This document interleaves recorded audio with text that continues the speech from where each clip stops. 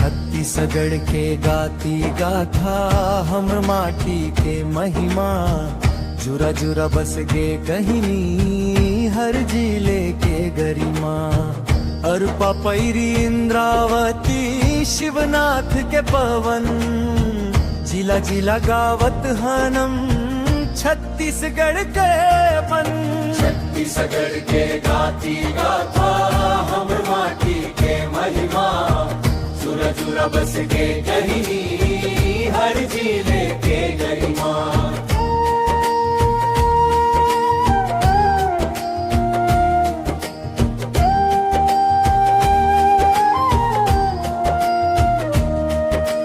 बस्तर जंगल झरना दशहर के शानम, जगदलपुर चित्रकूट गावत पानी के गानम। कांकेर किला इतिहास रानी के परछाई, नारायणपुर अबूझमाड़ गोंडिन नाचे भाई। कोंडा गांव बेल मेटल कला के मान, सुकमा हट बाजार साल जंगल सुवान। दंतेवाड़ा बीजापुर दंतेश्वरी दई संग वीर कहानी। छत्तीसगढ़ के गाती गाथा हम माटी के महिमा, जुरा जुरा बस के कहिनी हर जिले पर परिणाम।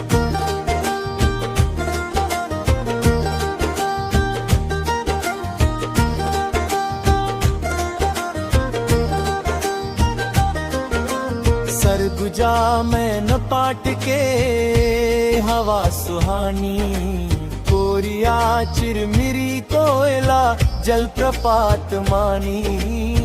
सूरजपुर मंदिर घाट फसल चमके सोन, बलरामपुर टाइगर रिजर्व पर्व के रोन के।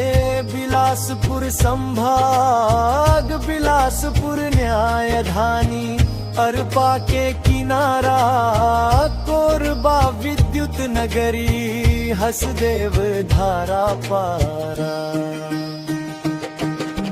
जांजगीर चांपा धान कटोरा के शान।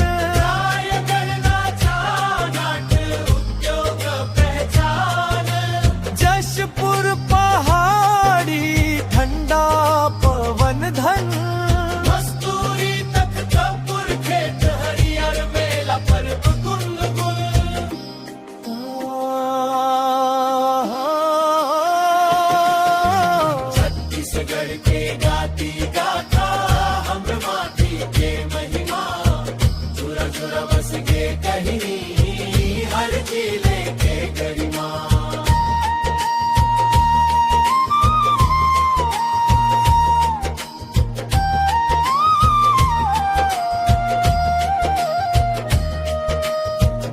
भिलाई इस्पात नगरी के दम। सेक्टर शहर मन शिक्षा खेल अटघर धर्म। बालोद तालाब टूरा के देश, में तरा नरवा गरवा किसान के क्लेश। कवर्धा कबीर धाम राजमहल लोक गीत रानी। छत्तीसगढ़ के गाती गाथा हम माटी के महिमा, जुरा जुरा बस गे कहिनी हर जिले के गरिमा। रायपुर राजधानी तालब झीलन के नगर। आरंगाधनपुर पुरातन मंदिर खेत हरी पर। धमतरी गंगा मैया रुद्री के महिमा। सिरपुर बौद्ध विरासत सीमा। गरियाबंद सितान दी जंगल कहानी। बलौदा बाजार शिवनाथ खारुन पर्व मनमानी।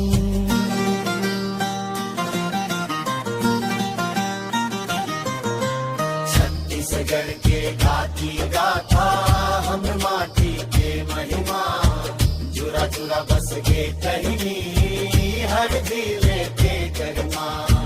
जीपी विलियम गौरेला पेंड्रा मरवाही पहाड़ हवा सुहानी शक्ति सोन चांपा घाट पर्व के निशानी सारंगढ़ बिलाईगढ़ बास गीत नाचा गाथा एमसीबी चिरमिरी रेल नगरी पहाड़ी मन कथा छत्तीसगढ़ के गाती गाथा हम माटी के महिमा झुरा झुरा बस के कहीं हर जिले के बनवा जिला जिला गाथा गाथन नेत्र माटी के लैका उत्तर दक्षिण पहाड़ मैदान सब ला जोड़े नैका जंगल नदी धान धरती हम रसली पहचान गावत कही थन गाजन छत्तीसगढ़ के मन छत्तीसगढ़ के गाती गाथा हम माटी के महिमा जुरा जुरा बस के कहीं हर जिले के बनवा छत्तीसगढ़ के गाती गाथा हम माटी के महिमा जुरा जुरा बस के कहीं हर जिले